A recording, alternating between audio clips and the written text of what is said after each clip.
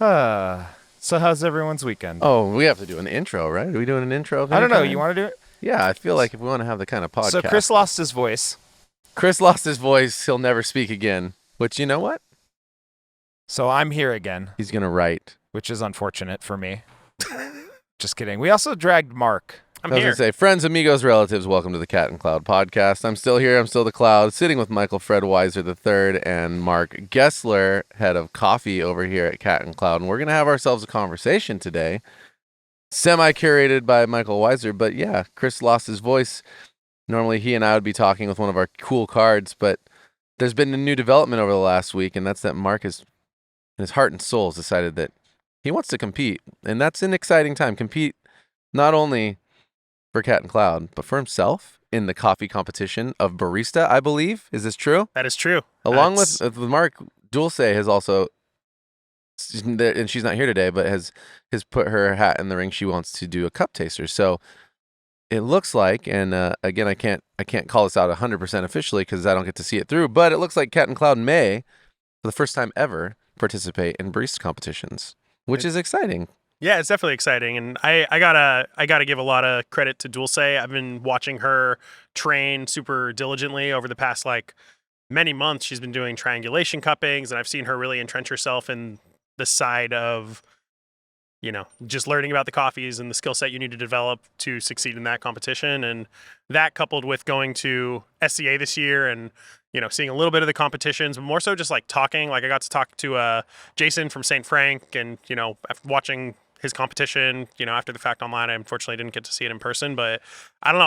I just got really inspired, and I just have this feeling in my gut that it's something that I can do and I want to do. And yeah, I don't know. It feels like the time, and Mm. it's hard to put more tangibly than that. I remember like even back in like 2014 when I was first getting into coffee, there was a lot of buzz where I was working around people that were doing the competitions, and people were talking about like Charles Babinski and like everything was going on there, and I just got a lot of inspiration from watching those competitions. And it, honestly, similarly to this podcast, like hearing the things that people spoke about was very inspiring, not just in coffee, but in service and how we take care of people, and translating that to like the producers we work with and those things. It just, yeah, I don't know. It's always been this thing that's kind of felt like a little bit of a simmer. Like, the pot's been on a simmer for the Yeah. past like 8 or 9 years or so, Right. and now it feels like just recently it's been cranked up to a boil. That's awesome. Yeah, I mean, you mentioned all of a sudden something happened in your gut. You're like, it's my time. I'm going to compete. That's a good sign for one. So I'll affirm that, because I think when you feel that way is when um, something happens. I'm not going to tell you how that works. It's different for everybody, but something important happens when you're feeling that way. So that's awesome. Was there something like, when did that happen? What was it like to have that page turn? What you saw Dulce, but something was going on. Yeah, it's really been like the slow build over these years. I love being a barista, and I don't get to be a barista very frequently now. I do a lot of training. I work with the baristas at Cat and Cloud a decent amount. I work with our wholesale partners, so I get to share this craft. And I've always, I don't know, I've always, growing up, like my brother is like a pure artist, like he pen to paper, draw everything. He does creature concept art for films now. And that was my perspective on creativity, and what that outlet is. And so growing up, like I always thought of myself as like not very creative at all. Like I always thought about, like, I saw that pure expression of like art out there in the world. But when I found like coffee and service, I realized there's so much creativity you can put into, like, not necessarily the technical side, but kind of in the technical side as well, but really like how you serve people and the experiences you give them when you're doing it. So I don't know, that was like a really big like spark in me. Like when I started working as a barista, like I found that flow zone that I'd always been searching for, Yeah. or that like I didn't think I had in that context. And yeah, I don't know, the competition just feels like the kind of the peak of what it looks like to deliver at that level. And Right. it feels like a good challenge for this point of where I am now. I've gotten a lot of reps in over the years, like working actively on bar, and now I'm at this point where I get to share this craft that I love with people through conversations and training and hands-on stuff. And yeah, I think that's just kind of it. It's just been that. It's just like I want to go to that, try to get to that highest level of what we can do. Yeah. And Am I hearing that you are experiencing this or hoping to experience this concept of barista competition in a way like the competition itself would be the canvas that you would paint your art in? Is that kind of what I'm hearing, Like, yeah, kind of. It's like it's Or is the competition the stage? maybe you it's just the wanna be on stage, the but maybe stage. it's, I don't know. It's something, it's multifaceted. It's like getting to prove to myself that I can do this, which Yeah. I believe that I can, but Sure. there's something about that personal challenge. But then there's also just getting to, there's a lot of details to sort out about like the Mhm. coffee that we use and things like that. But especially here at Cat and Cloud, we're so story focused and we're so Mhm. about giving those experiences. And I want to deliver on that, like at Yeah. this industry standard level, Mhm. It's like, not to sound like super high and mighty, but That's not high and mighty. I think that's want the to goal. I want to do that. I want to represent like not just like myself, but like what we do here, Yeah. like the producers that we work with, and like what we search for in our coffees. Like there's just something. Every company has their unique way of doing it, and I think we have this thing, and we Mhm. talk about it a lot internally, and we share a lot to our teams, and we're active on social media, and we're making these videos and all these things, but. This feels like a really amazing way of connecting with the community at large and just being like, hey, this is what I do, this is what we do, and this is what we have to offer and share. And Yeah. yeah, I I don't know. back it. I mean, I'm That's- excited about the concept. I'm excited to watch you, and I'm excited to be able to squeeze the juice a little bit, because that's something that I miss parts of it, and there's no way I feel like I have the ability to commit the time that it's going to take, and so I'm amped for you, and I'm excited to play around as well. It is to me, it's one of the ultimate forms of expression, especially if you want to say something that matters and compete, right? Because there's things that people do and used to do a lot, which is I'd rather show up and express myself than win, and then you don't win, but you make a point. And then there's the people who just want to win, and they're borderline uninspiring unless you are such a coffee geek that you're seeing all the detail work going into the play. And so I do believe that the most impactful competitors are those who are able to do both. Yeah, And it sounds like that's what you would like to be. And so those are the presentations that like inspired me the most Mhm. coming up, especially like I think a lot about like Charles Babinski's performance in, I think it was 2015, and then Andrea Allen as well in Mhm. 2017 or 2018, I forget, but those specific competitions like really resonated with me because it was like about the coffee, but also about this aspect of like service and like the places that the coffee comes from. And I Yeah. don't know, those have the deepest impact for me at least. And I love coffee and I'm excited about coffee, but I'm also excited about the full, to me, that is the like challenge of being a barista, is you are like delivering on a highly technical level. Like to get the best out of the products that you're working with, you need to be super dialed into what you are doing, but then you are also there to deliver that to someone else, Yeah. like you ultimately you should know what the final product you're serving tastes like, but you don't know what exactly that tastes like. So the more dialed in, the more you're delivering that experience. But then there's also the human side of it of like meeting someone eye to eye, Mhm. and not just throwing a fucking like cappuccino on the counter and being like, cappuccino, but like actually being like, hey, Patty, I made this for you. Yeah. Like that's, that, and that's like, obviously that's like the thinnest slice of what it looks like, but there's like extrapolating that out is what excites me, is like, Mhm. I don't know. Sorry, I'm getting into it. This is the most I've talked about this. I've like, It's time. hinted That's at why I brought you to the Wiser, table, and, dude. I planted the seed that I was interested in doing this, but it's good to flesh this out. Yeah, when was the day? That's so I mean, I know you said it's slow boil, but there's still a day you wake up and be like, I'm gonna say it. I'm gonna tell somebody that I'm competing. I told Wiser a couple weeks ago. Yeah, Like- it was a Thursday. We normally film our barista tips videos on Thursdays. Yeah, Right. Michael and I tend to get deep in the sauce when we make our videos. Also, shameless plug. Go check out the YouTube videos See? that we have Finally, on guys. Cat and Cloud Cat and Cloud's YouTube channel. They're fun. I've been enjoying making them and getting to share some pieces of what we do. And it's been I feel like I have the easy job because Michael does all the back end work of editing and putting it all together and helping me refine the scripts and whatnot. But yeah, seriously, check them out. It's been fun to do. But after we do those filming sessions, we always get into these deeper yeah. existential conversations about As I'm work, packing equipment life. away and Mark is standing there not knowing what to do, I figured out how to take apart the lamp, the light shade. What just call it a lamp. I called it a lamp. Yeah, it's a dispersion light. I don't even know what. Hey, the you fuck know it what? is. Pixar has a lamp, Hey, and I'm they're doing getting all the right. teleprompter. I'm working on the teleprompter. I'm learning. Like I great. can now fold an extension cord in a Teleprompter. way that doesn't upset Michael, which is good. Oh, that's a rare thing. I think. yeah, hold it was- on. We should take a second to shameless plug ourselves. We never do this on this podcast and in general. And it's like, guess what? We actually could use help We could definitely use more exposure. Could you share and like and subscribe and send this to friends if it matters to you, and let people know that we're an awesome company that is worth working with, and that we are that exactly. I mean, we never asked for this stuff, and I'm just saying there's nothing wrong with that. In general, in life, if you also are out there and you're like, hey, I could use help with something, like, let's do it. If Mark's sitting here, he is an amazing wholesale partner provider. He's rad. You hear him now. If you have coffee in your company that's not roasted by you, and like you want to work with somebody awesome, this is what he sounds like. He works with somebody named Gene, who's also really awesome. Like, holla. Okay. That's not a shameless plug, because guess what? Everybody needs something. I'll just put the ad music under that. Yeah, part dude, of put the ad podcast. music, put some elevator music. Everybody stop being wussies and stop ask for what you need. Jared Truby, podcast sponsor. Yeah, dude, podcast sponsor. I'll sponsor everybody's podcast with some positive vibes. Oh, man. Anyways, back to you. Yeah, It was a Thursday. We were having one of those conversations. Like, we were having one of those conversations, and when Mark is going to share something really important, he'll pause before he says it. And Does he pause like Chuck, or does he pause like Mark? Chuck, you know that one too, huh? He pauses like Mark. Yeah, I'm just kidding. It's like, dude, Oh I yeah, think I'm going to compete. that's awesome. And for me, so my history with barista competitions was in 2010. I walk into the Abbey here in town, and they have a projector set up on their pull-down screen, and they say behind the bar, "Oh, we're getting ready to watch our boss compete in barista competitions." Little Sarah. Sarah P.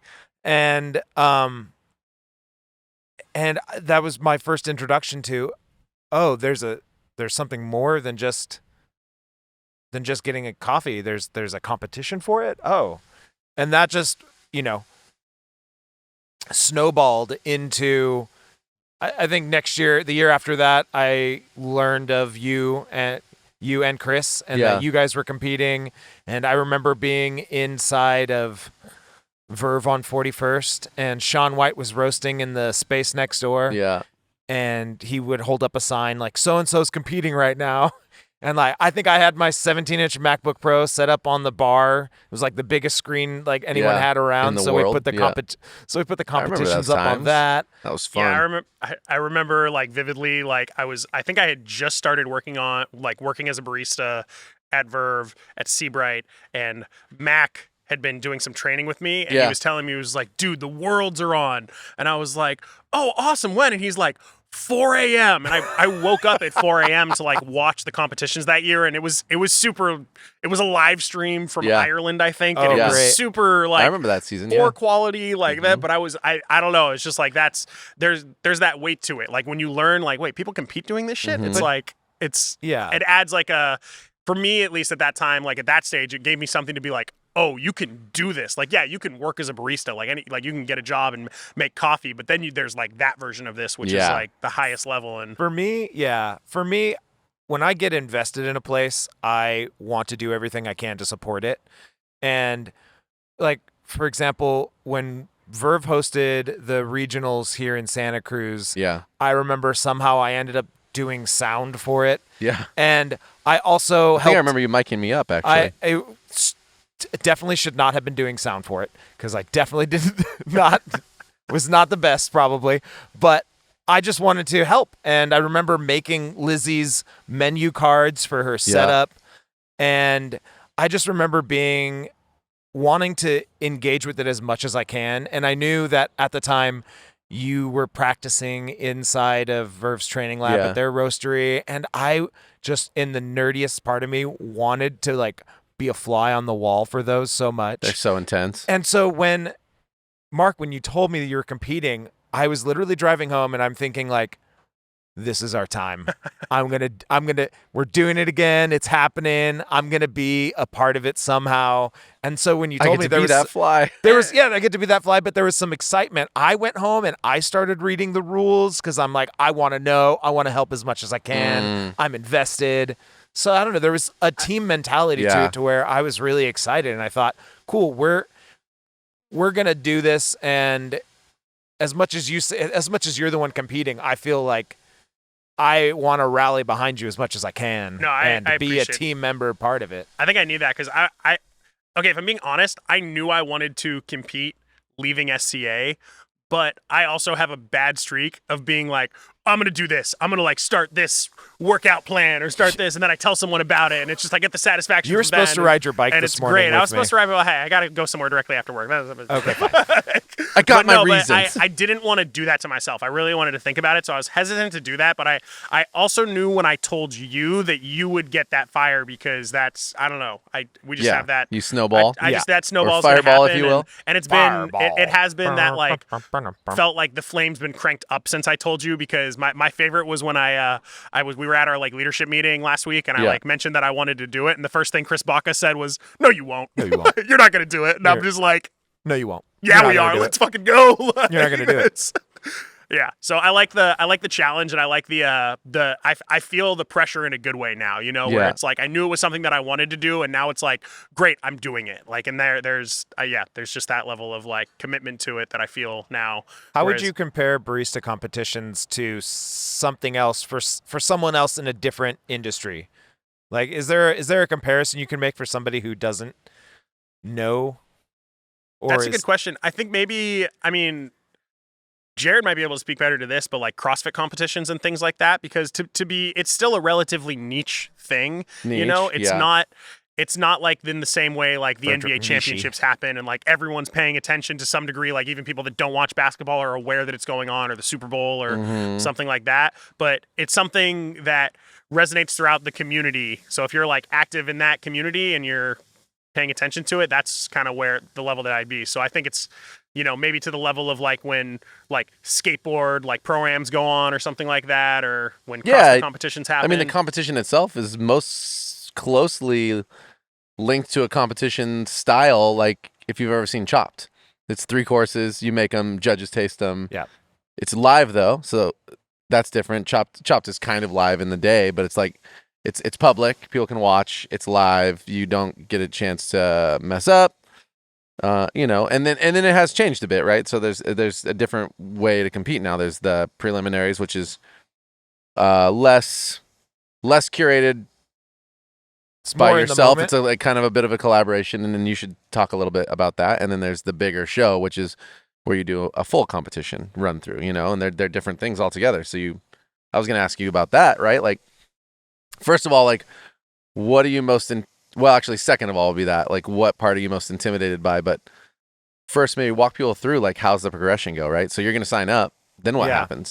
So right now, they're where the whole process is they are, like, host locations are applying to host the preliminaries. Yeah. Preliminaries go on where you have... I was just reading over this last Friday and, like, really diving into it, so sorry if this isn't 100% accurate. Oh, it's just give the gist to the people. You're basically doing, like, a more concise version of the competition. You are provided an option of 2 coffees. I believe you can use one or both or create a blend, but they have to be coffees that are provided from you that cannot be from a company that you work for. Yep. With those coffees, you are making an espresso and a cappuccino course while serving them to judges where there's still a technical judge, a sensory judge, and a head judge that is observing. And then from there, if you make it through the prelims, I believe there's another layer of qualifiers. Mm-hmm. And then after the qualifiers is the actual competition at SCA, which is like the like semifinals and finals, essentially. Yeah. So if I'm not mistaken, do they not do regionals anymore? I think it's a whole different world now. Replaced regionals. I think qualifiers is what is at. Like, that's day 1 of SCA, if I'm not mistaken. I could be that's where I got fuzzy. My main thing was like prelims. As soon as those are scheduled, I'm dialing that in. Yeah. You know, I'm starting reviewing the rules and like the steps of what those processes look like. But they haven't even announced the dates for the prelims yet because the hosts are applying. Yeah. So that's still very much in the works. And you know, it'll be easier for me. I'm a very like having that target date is super helpful for me. So knowing when that is, like, I can start preparing now. But as soon as I have that, that's like, okay, this is right, because you can at least practice your technical skills. At the end of the day, it'll be the first portion. It'll be a 2-course menu of 2 coffees that Marc, 1 or 2 coffees that Marc has nothing to do with at all yet and knows nothing about. So at the end of the day, he'll have to make an espresso and a cappuccino. I believe you can use whatever milk you'd like in that cappuccino. Yeah, they changed the rules this year. The score sheet. Yeah, adding alternative milks is a big thing this year that they changed the rules with. Yeah, if that's, you know, that'll be your choice, and it also will have to work well in the context of the score sheet. So, you know, whether that's a good idea or not will be up to you and how you play with your coffees. So that'll be first and foremost. Yeah, great. You'll serve those things. It only takes 5 to 7 minutes to do those things. You know, I don't actually think that's the time frame you have. Maybe I can't remember offhand. I forget if you get 20 or 15 minutes all in. I think you get 20 with minutes, so you setup. get like 7 minutes of setup, Sure, and and then dial the in. actual Mhm. maybe it's like a 12-minute presentation. Yeah. Again, I was just reviewing this stuff like more seriously. Last Friday they did they did a like A Instagram call. Is that live the with call like you Coffee were on? Champs, Yeah. the SEA.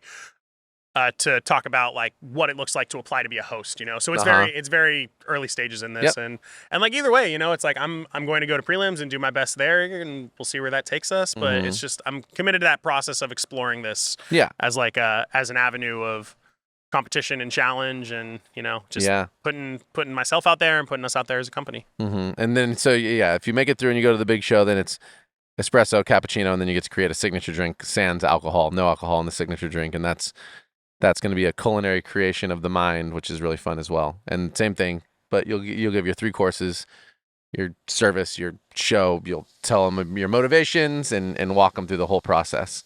So that's just for everybody listening. If you haven't it's been a while since we've talked about barista competitions on this platform. That's how it will work, and there'll be a progression. Hopefully, we'll be there. So now the second part. Say you're at the bigger show. What's feeling right now like the most intimidating to you, or the most like, whoa, that's going to be unique? Definitely the signature beverage. Yeah. The signature beverage is something that is pretty new to me. Like I've served a lot of beverages, but I've never necessarily been part of curating those beverages in cafe programs and coffee programs.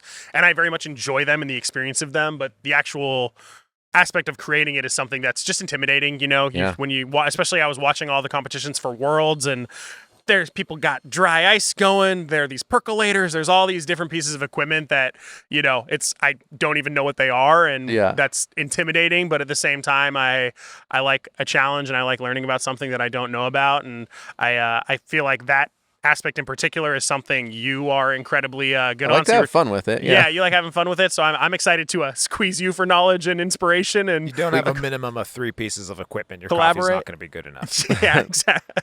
I mean, dude, we used to have to do so much. I had so many rigged up things. I made a Cebayon like live on stage, which is it's like a live double boiled custard, and I had to create.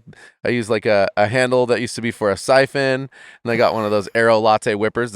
Turn it on and like spins, and then I had my egg yolks and like all the ingredients, and I poured it in the bowl, and I had it. It was a copper bowl, and I had it just whisking while I was doing the competition for like 10 minutes to make that fluffy nummy.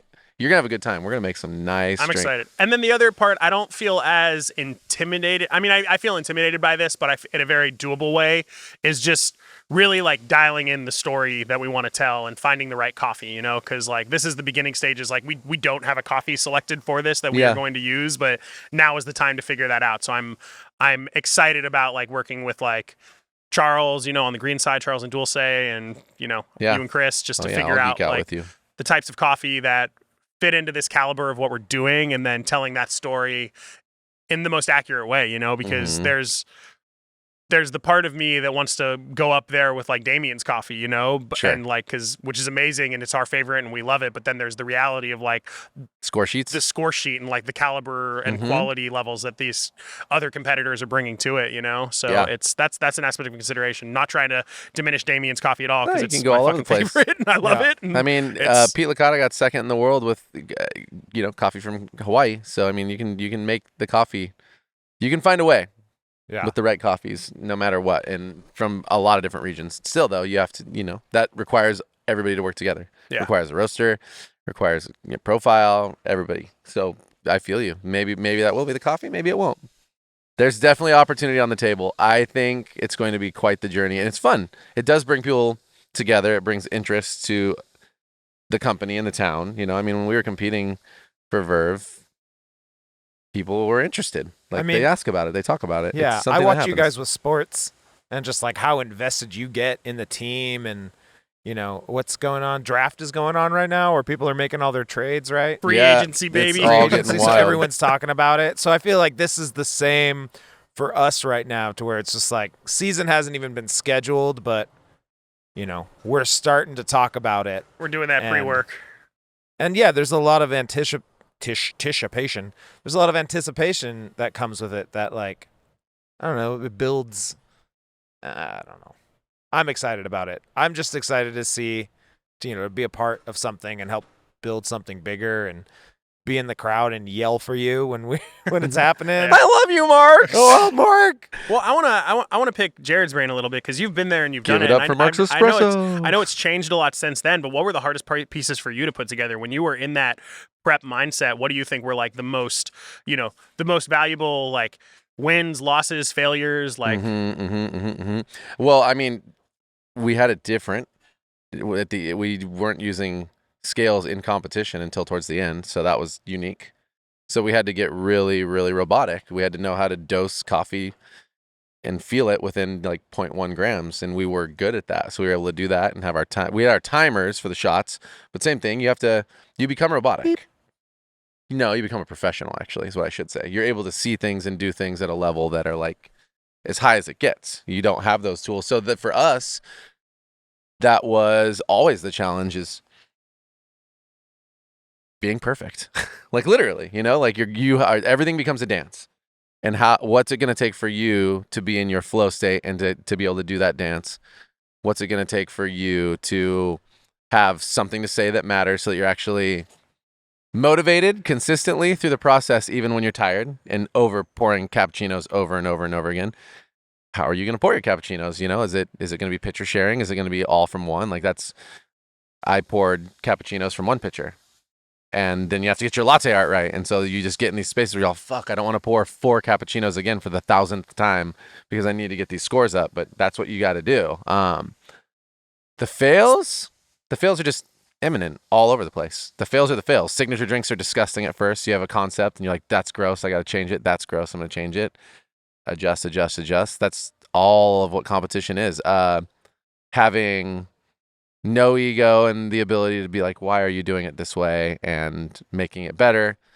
And then also being able to address like why you are making the decisions you are. Are you making them because of your ego? Sometimes you want to do things in a competition because you're trying to serve yourself over win. And that's important to know too. I don't think that's going to really be an issue for you, but people have not succeeded and won a competition they could have won because they wanted to do something they wanted to do that was more important to them, and you got to weigh those options. So, I mean, things to remember are, where can you get the points? And oftentimes people lose on simple things, like wiping your cappuccino pitchers afterwards, whether this is the same now as it was then. That was like a point per pitcher if it was clean versus not, and those points add up. Knowing where your multipliers are and making sure that a multiplier of 6 on an espresso with these certain areas, and nailing that is going to be far better than having 1 or 2 things that look really amazing over here. And if you spend the time in the right places, you get the most out of it. So there's a lot of learning along the way, and nerves. I'd say the hardest thing in general is nerves for me. Always was nerves. Because I wasn't only competing for me, which is what I appreciate about you. I was competing for a company. I was competing for me and a company, but ultimately it was like, hey, I'm showing up for this whole company. And for me, that makes it twofold. That means it's like, if I'm not good enough, I'm not good enough. And if I'm not good enough, this company's not good enough. So that put a lot of pressure on me as an individual. And I don't feel that way for you. That's how I internalized it, coming from where I was and the stories I told myself. It's not going to be that way, in my opinion, for you as well, because I think our company has an identity that's amazing and meaningful as is. And so I would hope that you feel less pressure in the way that I'm speaking about how I felt it for myself when we were opening Verve. It was like that. I moved to Santa. Like my whole life revolved around if this company, and it does now too, technically. But I believe in what we got. But I was a big part of like, is this company going to work or not? Is how I felt. And if I don't do well, then people aren't going to look at this specialty coffee company as a great specialty coffee company. And so that was a lot of pressure. I think we already know that we're a great specialty coffee company, and I'm not worried about you winning or losing based on that. I'm more willing to back how you show up and feel good about it no matter what. So I don't know if that helps you. I mean, no, it does. It's insightful. It's yeah. good. Yeah. Yeah. It comes down to those reps, dude. Yeah. Like we've moved to a place where there's a lot automated. So those reps in terms of turning on and off the machine and getting into the flow, thinking about those details. And then if you get your music to it, then you can start setting your music towards where it transitions when you need to transition. And so you can kind of really get into your flow. I mean, I used to have it down to where there'd be times where the beat would be there and I'd have like, I'm planning to tap my pitcher from steaming, tap, tap to the beat. And that's stuff that people in the audience would think, oh, cool, that happened on accident. Like, no, that happened because I planned it. Like, that was the level we'd get to. And I'd suggest working your way there. It's also your first competition and you can't beat experience when it comes to competing. So there's going to be a level of, I've seen it over and over and over again. I think you're going to be set up because of your tenure in coffee to do better at this. But, you know, everybody's ready to go. They're killing it and they get on the stage and it's their first time on the stage. And it's like, things didn't go how I expected them to go, even in terms of what I did. Like I squeezed the whipped cream canister and sprayed stuff everywhere, you know, or I poured faster. I just like, you know, like, so finding ways, that's another thing. I'd find ways to challenge you to feel very stressed out and competing a few times before you get there. Yeah, that's really weird things. That reminds me a lot about like the first time going and doing latte art throwdowns. Yeah. Like where, you know, you can have like your like hundreds of hours behind a bar, but no matter what, the first time you step behind the bar to do a throwdown, you're gonna get the shake. I hate it. Shaking. Yeah. Whereas you do that 3 or 4 times, and then it's just like, I'm pouring some milk into some coffee and I'm going to make it look pretty, you know? And it's like, yeah, there's people around, but I stand in cafes every day that are this full of people, you know, but it just, it takes getting up there and doing it a few times. So I agree. That's something that I've been thinking about is how we can replicate that and maybe call the team in and just be like, hey, observe this. We should call the community in, honestly, and do some run-throughs for them. Practice run, serve them. Yeah. I mean, the thing that I think I appreciate about you is your mindset's already, certain people thrive and they enjoy that competition mindset. You know, some people kind of settle into that. You know, Chris is somebody who likes to settle into that competition. Is like, oh yeah, and like you take it to another level. I feel like you're similar in that way, and that's not how everybody performs. So I think you are going to have an advantage in that way, where you can get yourself and be like, I do this. You know, this is who I am in a good way, and not this is who I need to be. I got to show up. You know, and so I think you got an advantage there. Yeah, and that's where I don't feel like I'm trying to be something that I'm not. You know, I just feel like it's, to me, the thing that I hold more sacred is like nailing the storytelling, nailing the, like I believe in my ability to do the reps to get good at the technical aspects that I need to do, and like I have no doubt in my ability to that, not diminishing how hard it's going to be, how much time, I don't think you are. Labor of love that it will be. Yeah. But there's the intangibles are the things that's harder. It's just like, is the story right? Is the signature beverage a good representation with the coffee? Like, does this coffee accurately represent? Where's my through line? Where's my through line? Exactly. All those things are the fuzzier parts of the harder ones. You know, you get like a score sheet that's with technical technical things, the most like to me. That's reps. That's just, you know, that's showing up every day. And I'm here. Yeah. For me, that's what I'm looking forward to hearing and seeing more, is what's going to come out of you and where can we connect all of that to some sort of bigger story. That's the magic that should be in competition across the board, is having some form of position and something to say that matters to the greater industry that's also personal. And that's something that doesn't actually happen a ton in barista competitions. And that's okay, because they're formulated that way, but they don't have to be. I think that's where the real creatives come into play. And for me, I'd say that's the opportunity for everybody. Have something that's actually emotionally connected and heartfelt to share.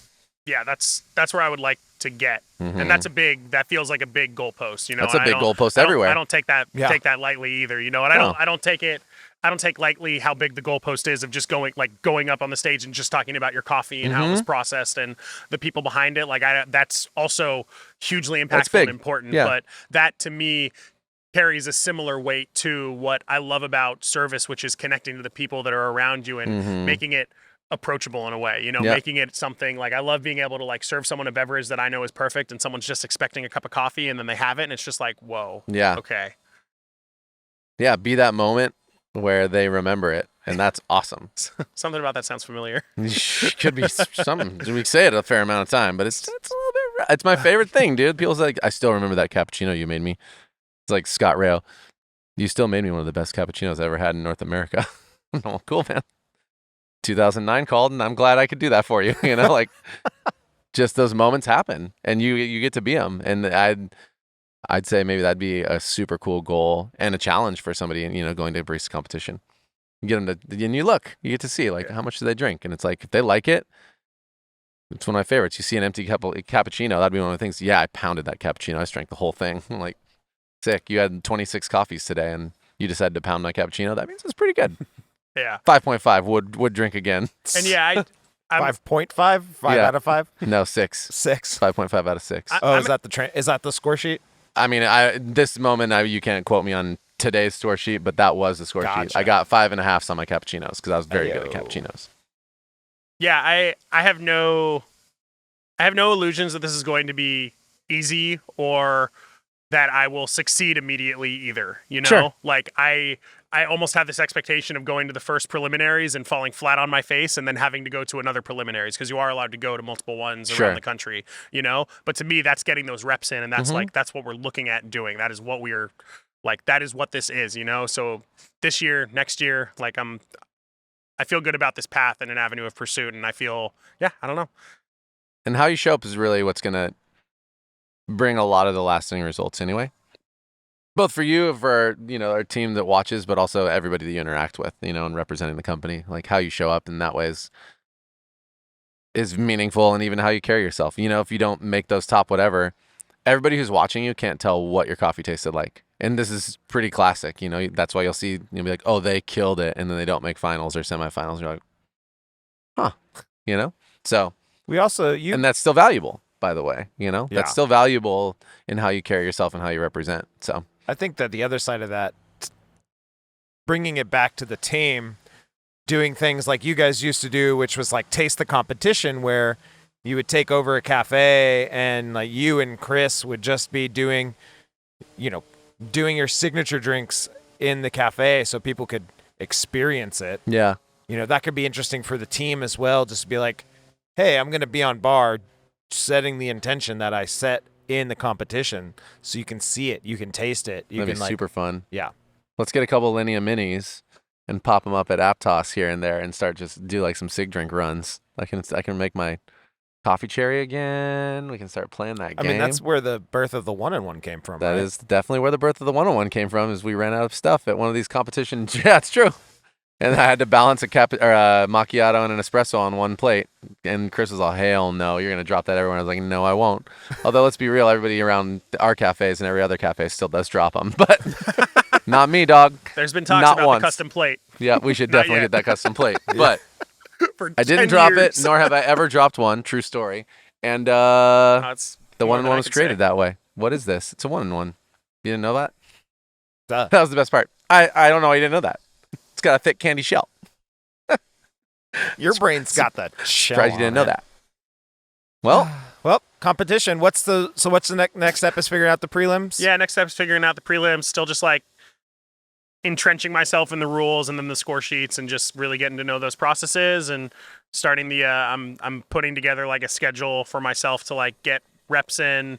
I wanted to start ordering coffees that I don't know, because I'm intimately familiar with most of the coffees on our menu at any Yeah. given day, but get them and we'll pull them. I want to start ordering coffees from all over the place, just Practice tasting. The things that will be challenging is practicing talking about them in the way they'd like you to, right? Like the tactile versus the sensorial and et cetera, et cetera. Like, it's unique. Not everybody talks about the coffee like that all the time. Yeah. And you have to be specific. You have to say it clear. You're also serving people, and I guess we're going to get into the weeds a little bit, but you're serving people. So people don't remember everything. They're also in this moment with you for the first time, right? So it's something you're going to have a great advantage of.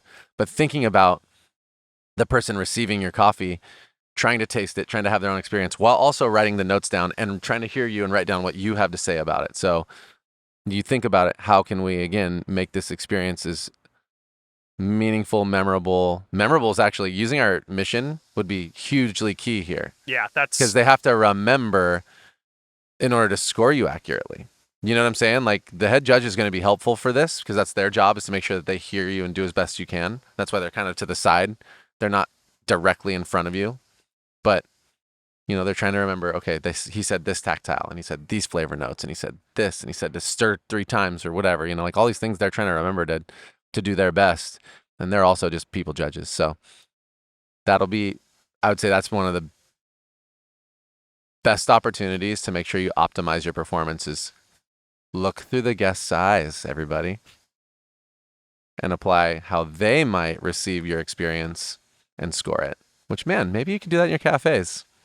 Try it. Hey everyone, that's the podcast for the week. Thanks so much for listening. If you heard something that inspired you, let us know, or tell a friend. These are the types of connections that are the most important to us and that we seek to create every day. If there's something you heard and you want to know more about, send us an email to podcast@catandcloud.com or head to our website, catandcloud.com/podcast, and let us know. While you're on our site, check out everything we have to offer. Dive deep into one of our single origin coffees or pick up a little treat for yourself. We have something for everyone, so check it out. Also, find us in the usual places, YouTube, Instagram. We're always there sharing amazing things. All right, that's it. Thanks everyone for being awesome. We'll be back next week.